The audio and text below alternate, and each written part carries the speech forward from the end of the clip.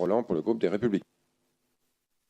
Merci, Monsieur le Président. Monsieur le Commissaire, j'ai entendu dans vos propos, comme chaque collègue ici, qu'il était question donc pour l'État de vendre pour 10 milliards d'euros de participation dans les entreprises, ce qui fait 10%, je crois, des actifs totaux.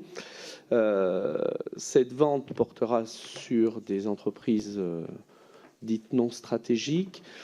Pour autant, est-ce qu'il n'y a pas un risque de dilution du capital et qu'au fur et à mesure et au gré des événements, ce capital passe dans des mains ou dans des directions étrangères et non domiciliées en France? Et quelle est à ce moment-là la garantie que peut offrir l'État cédant ses actions à ce que l'entreprise et ses centres de décision restent localisés dans notre pays?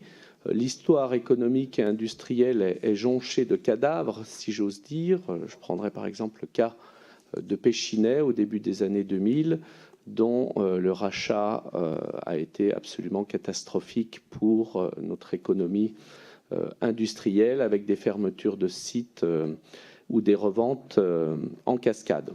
Voilà ma question, tout simplement. Monsieur Roland, vous m'avez interrogé sur finalement les risques de ces cessions qui pourraient survenir.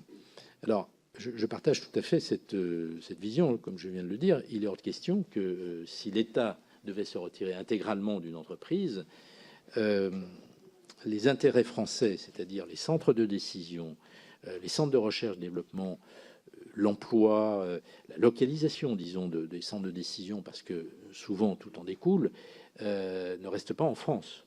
Et donc, c'est aussi la raison pour laquelle nous encourageons évidemment les rapprochements industriels avec d'autres actionnaires français, d'autres partenaires français pour ces entreprises. Et nous encouragerons toute forme d'investissement français qui pourra accompagner ces opérations de cession.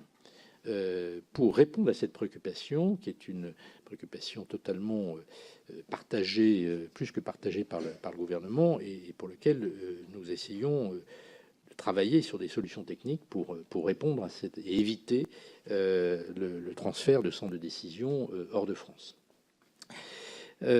S'agissant de Monsieur Leglaise, vous m'avez interrogé sur